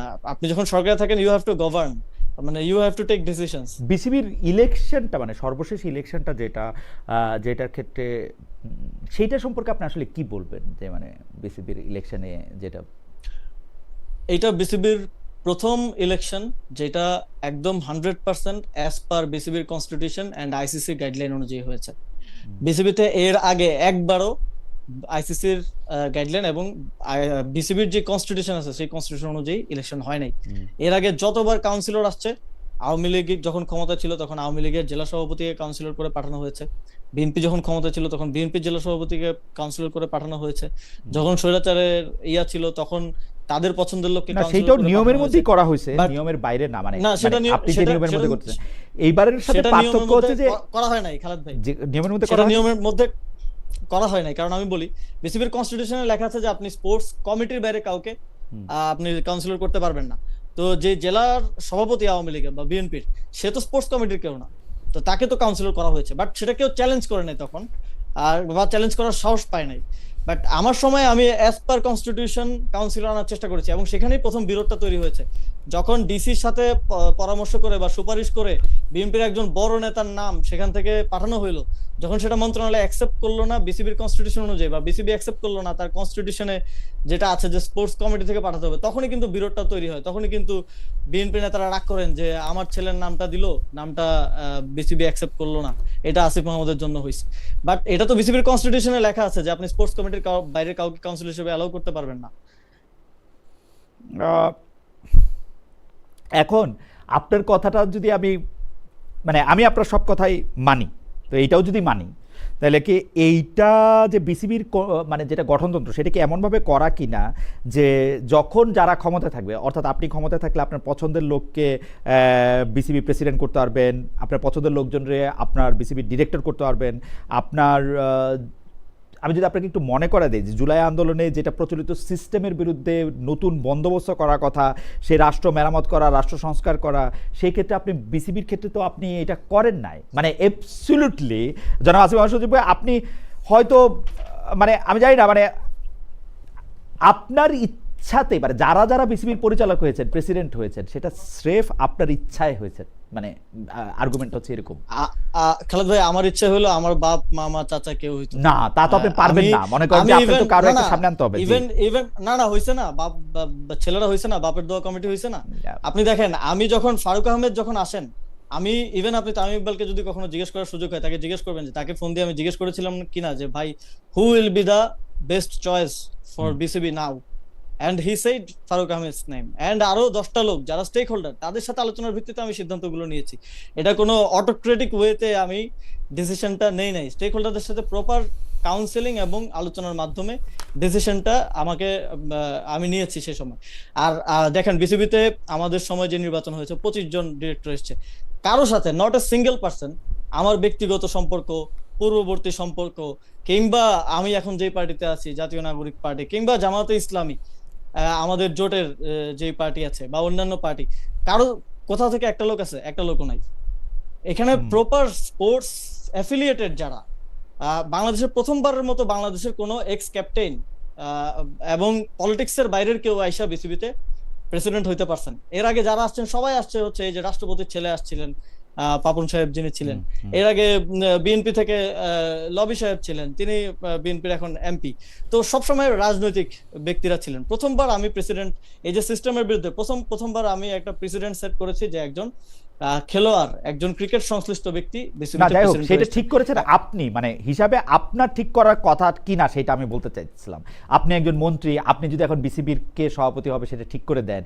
বিসিবির সিস্টেমটা তো হচ্ছে, গঠনতন্ত্রটা এরকম বলে যে ইন্ডিভিজুয়ালি পরিচালকরা নির্বাচিত হবেন, পরিচালকরা মিলে একজন সভাপতি বানাবেন, তাই প্রক্রিয়াটা অনুসরণ করা হয়।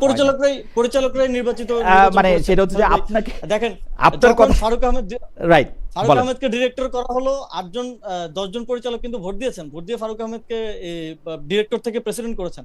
বুলবুল আহমেদকেও, বুলবুল ভাইকেও যখন প্রথম আগে ডিরেক্টর করা হলো মিনিস্ট্রি থেকে মনোনয়ন দিয়ে, তারপরে কিন্তু তাকে ডিরেক্টর থেকে প্রেসিডেন্ট করেছে পরিচালকরা ভোট দিয়ে, এবং এটা ওই ডিউ প্রসেসের মধ্য দিয়েই হয়েছে। বাট আমার এগেইনস্টে টাইট ছিল, ফলে তাদের এস্টাবলিশমেন্ট আছে, একটা সিন্ডিকেট আছে বিসিবিতে প্রচলিত, তারা 36 বছর ধরে বিসিবি চালাচ্ছে, 36 বছরের সিন্ডিকেট, বাবে চালায় তো ছেলে চালায়। তো তাদের এই সিন্ডিকেট যখন ভেঙে গেল, স্বাভাবিকভাবেই তাদের স্পোর্টস ইনফ্লুয়েন্সার বলেন, স্পোর্টস কন্টেন্ট ক্রিয়েটর বলেন, সবাই তাদের সাথে, কারণ তাদের নিজস্ব স্বার্থ জড়িত আছে এখানে। তো ফলে তারা এটা এত আওয়াজ তুলছে যে আপনারও মনে হচ্ছে যে এটা এই যে একটা পারসেপশন যে আসিফ না না মাহমুদ হ্যান্ডপিক না না না না বসায় না, দিছে, আচ্ছা এটা তো আমরা আমরা আরো কিছু প্রসঙ্গ রয়েছে, সেই প্রসঙ্গে যাবো। শুধু আপনি একটি তথ্য আপনার জানা আছে কিনা, বিসিবি নাকি ঢাকায় মানে ইলেকশনের ঠিক আগে আগে ঢাকা ইউনিভার্সিটি ক্রীড়ার উন্নয়নে 2 কোটি টাকা দিয়েছে ঢাকা ইউনিভার্সিটি মাঠটার সংস্কার করার জন্য, এই কথা কি ঠিক? এটা কি আপনার জানা আছে? না, এটা আমার জানা নেই। ওকে। আমি যতদূর জানতাম যে হুম। ঢাকা ইউনিভার্সিটি ডাকসুর পক্ষ থেকে সম্ভবত বিসিবি কে অ্যাপ্রোচ করা হয়েছিল এই ধরনের এবং কোনো অ্যাপ্রোচ পরামর্শ, করা বাট হয়েছিল এবং সেখানে আসলে আলটিমেট ঠিক ইলেকশনের আগে আগে 2 কোটি টাকা দেওয়া আছে। আচ্ছা যাই হোক, আপনি যেহেতু জানেন না আচ্ছা সেটা নিয়ে আমরা কথা বলতে মানে পরে নিশ্চয়ই আপনি যখন জানবেন তখন কথা বলবো। একটা খুবই ইন্টারেস্টিং বিষয় নিয়ে আপনি, যদিও এটা নিয়ে একটু আলোচনা হয়েছে কিন্তু তারপর আপনি একটু বলতে চাই, আপনারা একই ক্যাবিনেটে ছিলেন, আপনি এবং ডক্টর খলিলুর রহমান বা জনাব মাহফুজ আলম বা জনাব নাহিদ ইসলাম, তারা একই ক্যাবিনেটে ছিলেন। সেই সময় আমরা দেখতাম যে বিএনপি আসলে খলিলুর রহমান সাহেবের বিরুদ্ধে খুবই সোচ্চার। তারা আপনার পদত্যাগ যেমন চেয়েছেন, খলিলুর রহমান সাহেবের পদত্যাগও চেয়েছেন। আমরা দেখেছিলাম যে সেনাপ্রধান যিনি আছেন ওয়াকারুজ্জামান, তিনিও আসলে ঠিক প্রকাশ্যে তো তাকে কথা বলতে শোনা যায় না, কিন্তু কেন একজন মানে নিরাপত্তা উপদেষ্টা হঠাৎ করে কোত্থেকে আসলো, তার অনেক সিদ্ধান্তই তারা পছন্দ করেন নাই। সেটা পাল্টাপাল্টি বিভিন্ন ধরনের প্রেস রিলিজ বা প্রেস নোট বা আর্মি থেকে যে এটা দেয় এটার নাম জানি কি, ওইটা আরে মানে 3 বাহিনীর যে আইএসপিআর আইএসপিআর আইএসপিআর তাদের তাদের তাদের বিভিন্ন রকম বাণী বা এটাতে অনেক সময় বোঝা গেছে। হঠাৎ করে কি হইল মানে আপনি মানে কি হইল যে দেখা গেল যে এখন ওয়াকার সাহেব ও সেনাপ্রধান আছেন, খলিল সাহেবও খুবই গুরুত্বপূর্ণ দায়িত্বে পররাষ্ট্র উপদেষ্টায় আছেন, এবং মানে আপনারা এটা আসলে কি হয় দেখেন মানে যে না, আমি এত আমার যে আমার পুরো এই প্রক্রিয়ার আমার পারসেপশনটা আমি বলতে পারি, হোয়াট ওয়াজ ফ্যাক্ট এটা আমি হয়তো আচ্ছা পুরোপুরি তাহলে আরেকটু নাও আগে জানতে থেকে পারি। বলেন খলিল সাহেব ইন হ্যাঁ, করলো কেমনে আপনাদের ক্যাবিনেটে, ওয়ার্ড মানে এই নামটা কোত্থেকে আসলো? না, আমি এটা সম্পর্কে আসলে খুব স্বচ্ছভাবে আসলে জানি না আপনি কি এটা খলিল কিভাবে সাহেব অ্যাপয়েন্টেড হওয়ার উনি পরে এসেছেন। জানলেন যে নতুন একজন আহ, আসছেন এখানে? হ্যাঁ, উনি অ্যাপয়েন্টেড তো হয়েছিলেন নিরাপত্তা উপদেষ্টা, জি, নিরাপত্তা উপদেষ্টা অ্যাপয়েন্টেড না, হওয়ার প্রথমে পরে হয়তো জেনেছেন, অ্যাপয়েন্টেড হাই হওয়ার পরে জেনেছেন, রিপ্রেজেন্টেটিভ হ্যাঁ হিসেবে। অ্যাপয়েন্টেড হওয়ার পরে হ্যাঁ, জেনেছেন যে এরকম একজন আসছেন। হওয়ার পরে আমি জানতে পেরেছি, কিন্তু আচ্ছা আমার যেটা বিএনপি যখন থেকে এই যে আমাদের তিনজনেরই তো পদত্যাগ চাইলো, প্রথম মাহফুজ আলম, আসিফ মাহমুদ এবং খলিলুর রহমান। বিএনপি এটা চাওয়ার পেছনে একটা বড় হিস্ট্রি আছে, আপনিও হয়তো জানেন যে খলিলুর রহমান তিনি 2001 সালের যেই তত্ত্বাবধায়ক সরকার, সেই তত্ত্বাবধায়ক সরকারের প্রধানের পিএস হিসেবে দায়িত্ব পালন করেছেন। এবং অনেক কথা শোনা যায়, আমরা শুনি যে তখন বিএনপির ক্ষমতায় আসার পেছনে ওনার একটা ভূমিকা এবং বিএনপির সাথে একটা বোঝাপড়া আছে, যেটা পরবর্তীতে আমরা দেখেছি যে তারেক রহমানের সাথে তিনি পরবর্তীতে বিভিন্ন বিদেশ সফরে তিনি ছিলেন 1 থেকে 6 এর যে টেনিওর বিএনপির সেই সময়টাতে। এবং ফলে তার ক্যাপাসিটি সম্পর্কে বিএনপির এক ধরনের ধারণা আছে, এবং হয়তো বিএনপি ভেবেছিল যে তিনি হয়তো তাদের এগেইনস্টে, বিএনপির এগেইনস্টে হয়তো কাজ করতে পারেন। সেই জায়গা থেকে তারা খলিলুর রহমান সহ আমাদের সকলের পদত্যাগ চেয়েছেন। কিন্তু পরবর্তীতে আসলে কি হয়েছে, কি ম্যাজিক হয়েছে এর মধ্যে আমি জানি না, যে আমরা ইভেন ইলেকশন না করা সত্ত্বেও পদত্যাগ করলাম। যার পদত্যাগ বিএনপি চাইলো তিনি এসে বিএনপির আসলে পররাষ্ট্রমন্ত্রী হয়ে গেলেন। এবং ইভেন যেটা আমি একটু আগে বলছিলাম যে কিউরিয়াস এই যে পরিবর্তনগুলো সরকারের মধ্যে নির্বাচনের আগে ইলেকশনের পূর্ব মুহূর্তে ডিসি এসপি এই প্রক্রিয়ার সাথেও তিনি আছেন, যেটা অনেকটা রহস্যজনক ছিল যে কিভাবে আছেন বা কি। তো এই সবকিছু মিলিয়ে এখন মনে হচ্ছে যে হয়তো কোনো একটা মেকানিজম হয়েছে সরকারের মধ্যে, যেটা পে অফ করেছে বিএনপি আফটার সরকারে আসার পরে, যেটা খলিলুর রহমানকে তারা পে অফ করেছে। আচ্ছা আমি পরবর্তী প্রসঙ্গে যেতেছি যে এটা আসলেই আমার জন্য একজন সাংবাদিকের জন্য এটা চিরকালের একটা মানে যতক্ষণ পর্যন্ত এই মিস্ট্রিটা সলভ না হবে বা মিস্ট্রিটা সম্পর্কে আরেকটু কিছু যারা এটাতে নিয়োগ দিয়েছেন, মানে আমি যদি ডক্টর ইউনূস সাহেবকে জিজ্ঞেস করতে চাইতাম বা পারতাম যে আপনি তাকে হাই রিপ্রেজেন্টেটিভ হিসেবে নিয়োগ দিলেন, রোহিঙ্গা বিষয়ক, তার রোহিঙ্গা বিষয়ক সাফল্য কি, উনি 12 তারিখে আপনারা 12 তারিখ মানে আপনাদের সরকার আপনি আগেই পদত্যাগ করেছেন, 12 তারিখে নির্বাচন হবে, উনি 9 তারিখে গিয়ে একটা সিগনেচার করে আসছেন একটা কি জানি বলে একটা চুক্তি, এগুলি কোনটা তার সাফল্য, যে সাফল্য দেখে মনে হইলো যে উনারে ছাড়া চলবে না, এগুলি আসলে জানার খুবই আগ্রহ হয় আমার। না, এখানে আমার মনে হয় না খুব অফিশিয়াল কোনো সাফল্যের কারণে এটা হয়েছে, এটা ইন্টারনাল ডিলিংস এর কারণে হয়েছে, এটা পলিটিক্যাল আন্ডারস্ট্যান্ডিং অথবা এখানে হয়তো সেই বিদেশি জন্য অনেকের আমি একটু ইন্টারেস্ট থাকতে পারে। উৎসটা জানতে চাইতাম যে মানে মানে উনি হঠাৎ করে ঢুকে পড়লেন, মানে আপনিও তো একজন ক্যাবিনেটের মেম্বার ছিলেন, আপনি কি ক্যাবিনেট বৈঠকে প্রথম তারা আবিষ্কার করলেন যে একজন নতুন আসছেন যিনি ক্যাবিনেট বৈঠকে অংশ নিচ্ছেন এবং যিনি ডক্টর মোহাম্মদ ইউনূসের খুব ঘনিষ্ঠ? না, উনি ক্যাবিনেটে বসতেন না, উনি উপদেষ্টা পদমর্যাদায় ছিলেন। ক্যাবিনেট বৈঠকে ক্যাবিনেটে ক্যাবিনেটে শুধু তারাই বসতেন যারা হচ্ছে মন্ত্রণালয়ের দায়িত্বে আছেন। নিরাপত্তা উপদেষ্টা থাকার উনি সময় উনি বসেন নাই, মানে পরে তো ওনাকে না যখন উনি নিরাপত্তা উপদেষ্টা উনি করা হলো, না ক্যাবিনেটে উনি বসেন উনি নাই। আমার আমার জানার মতে শুধু একদিন উনি ক্যাবিনেটে ছিলেন, আচ্ছা, একদম একদিন। লাস্টের দিকে। ওকে, আমি পরবর্তী প্রসঙ্গে যাওয়ার আগে আরেকটা ইয়া পড়ি। খালেদ ভাই, ইন্টারিম গভর্নমেন্ট আর ডক্টর ইউনূস আপনাকে 4 আনা দাম দেয়নি বলে আপনার একটা পার্সোনাল গ্রাজ কথার মধ্যে স্পষ্ট ফুটে ওঠে, দয়া করে নিরপেক্ষ সাংবাদিকতা করবেন, সালাউদ্দিন সাহেবের সাথে চেয়ার শেয়ার করেন।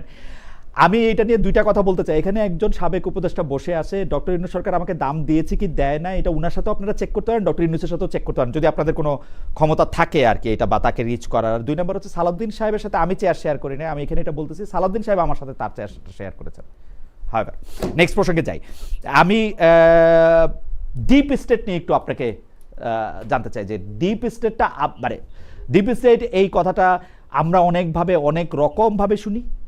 আরেকটা কিন্তু এই শোনাটায় একটা সাংঘাতিক মাত্রা মানে যুক্ত করেছে যখন আপনি বলেছিলেন যে ডিপ স্টেট চেয়েছিল ডক্টর ইউনূস সরকার যাতে 2029 সাল পর্যন্ত ক্ষমতায় থাকে।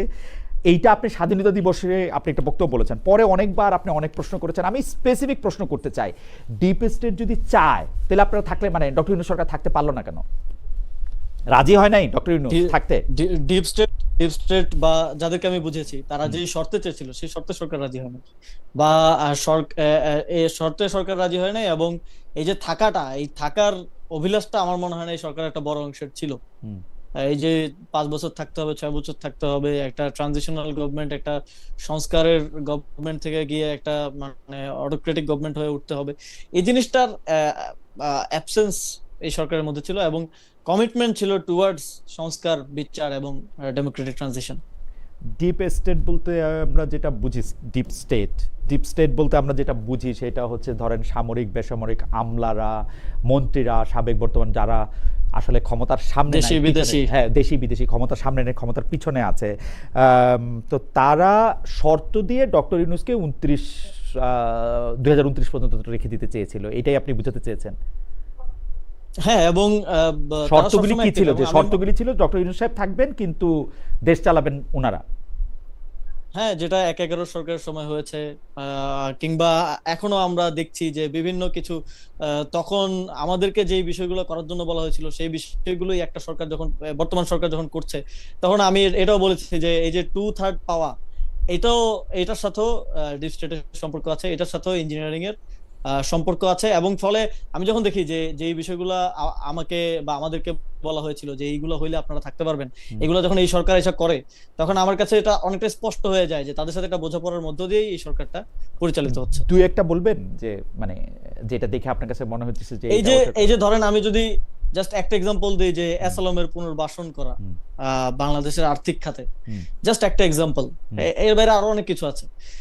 এই এই একটা দিয়েই আমি অনেকটাই বুঝতে পারি যে ঠিক আছে, একটা আন্ডারস্ট্যান্ডিং তো আছে অবশ্যই। ওই সময় যে ডিপ স্টেট কাজ করতো তারা কি আপনাদের সাথে যোগাযোগ রাখতো? মানে আপনার সাথে কি দেখা হয়েছে, কথা হয়েছে বলে আপনি এখন বুঝতে পারেন? প্রশ্নটা কেন করতে চাই আমি বলি যে এনসিপি প্রধান নাহিদ সাহেব একবার বলেছিলেন যে ওসমান হাদিকে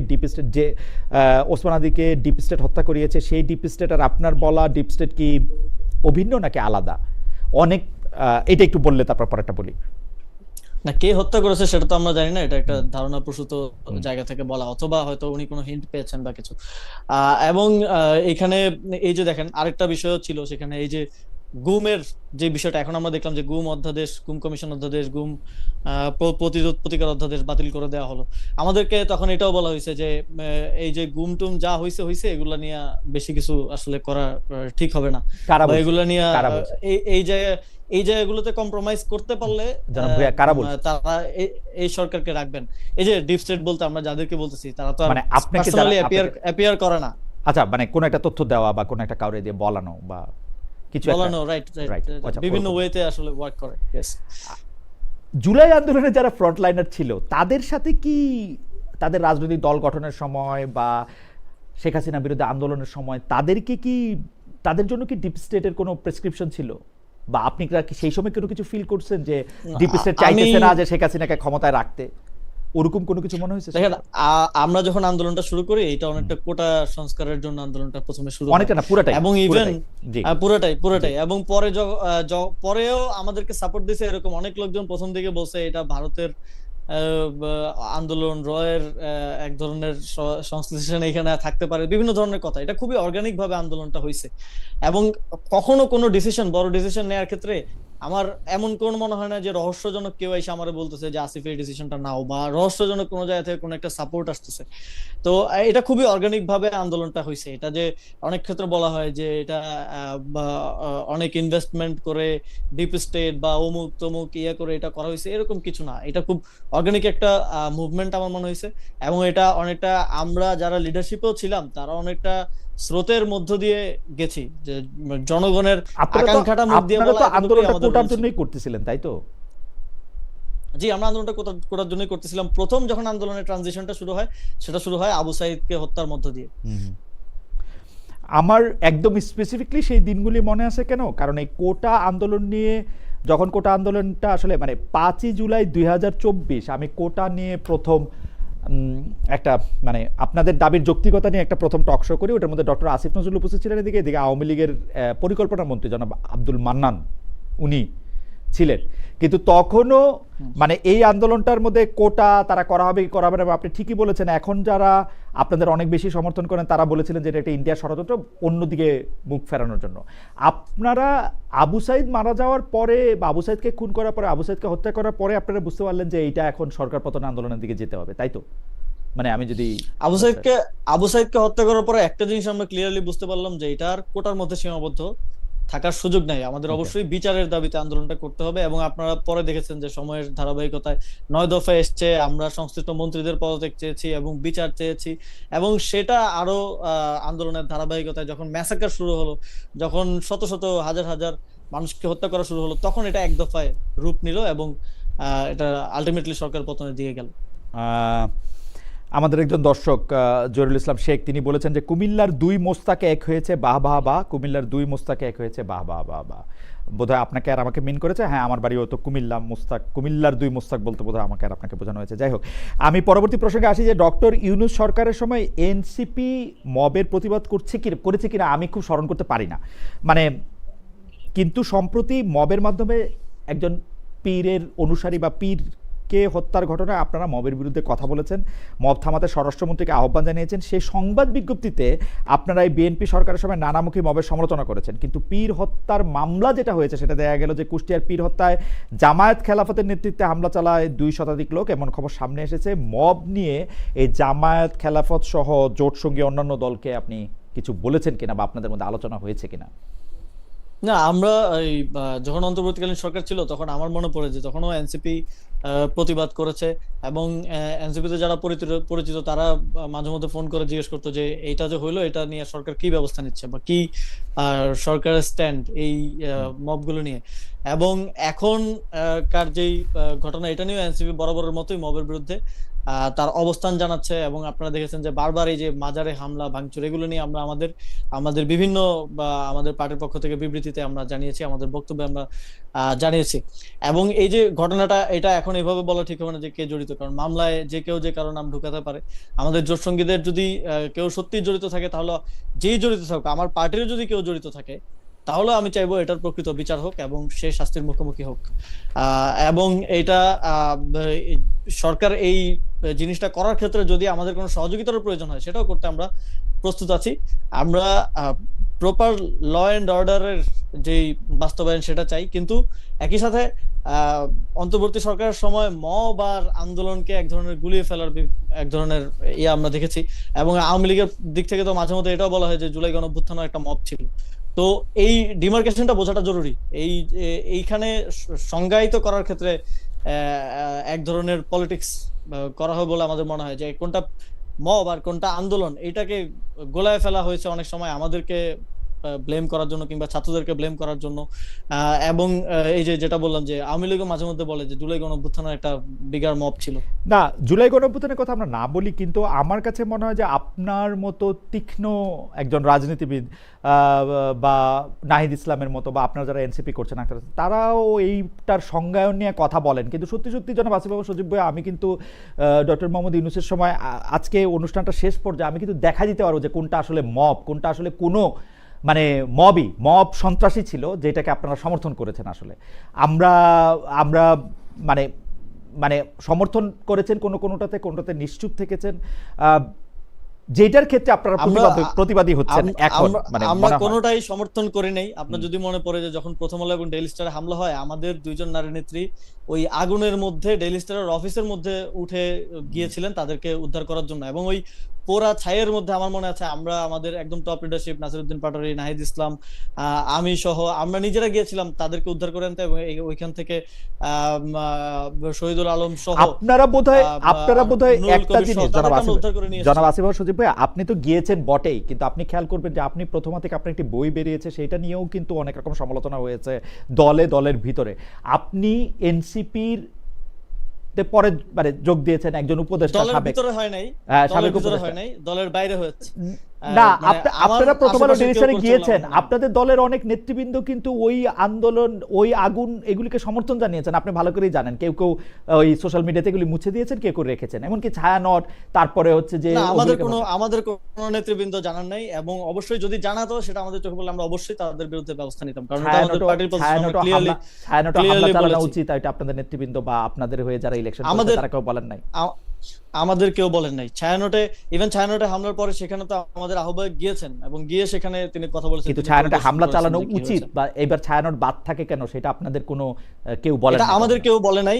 এটা আপনি যেটা বলছেন সেটা হচ্ছে জাহাঙ্গীরনগরের জাকসুর হয়তো কোন একজন নেতা বলেছেন, তিনি আমাদের না, তিনি অন্য একটি ছাত্র সংগঠন। আমার যতদূর মনে পড়ে আপনাদের হয়ে নির্বাচন করেছেন এমন একজনও বলেছেন, আপনি এটা চেক করে দেখবেন।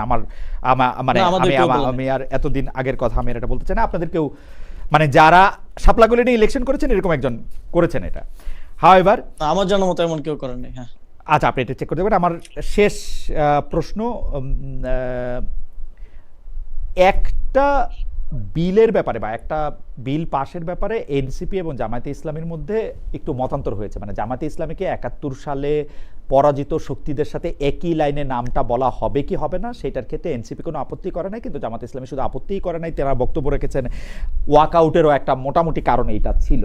আপনার কাছে কি মনে হয়, এনসিপি কি একটা লম্বা সময় জামায়াতে ইসলামের সাথে রাজনীতিটা চালিয়ে যেতে পারবে? মানে আপনারা বলছেন বটে যে এইটা কোনো আদর্শিক জোট না, এটা একটা নির্বাচনী জোট, কিন্তু যদি এই রাজনীতিটা পাশাপাশি থেকে চালিয়ে যেতে হয়, এটা কি আসলে এনসিপির জন্য ভালো, খারাপ, মন্দ, বা নাকি অনেকেই বলছেন যে ১-১.৫ বছরের মধ্যে এরকম হতে পারে যে এনসিপি বেরিয়ে আসতে পারে, খুব দ্রুতও বেরিয়ে আসতে পারে?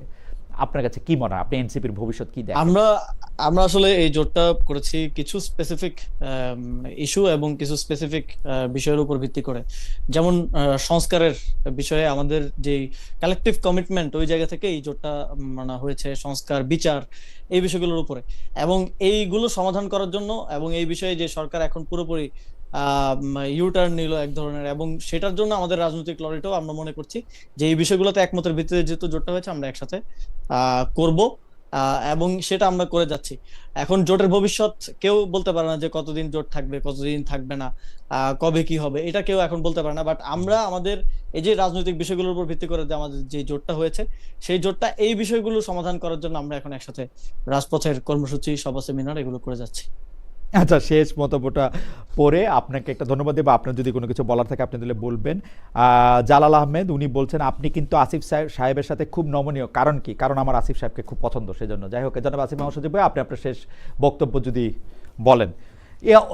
আবার মাঝখানে একটু বলি, এইটুকু অংশ কেটেই আবার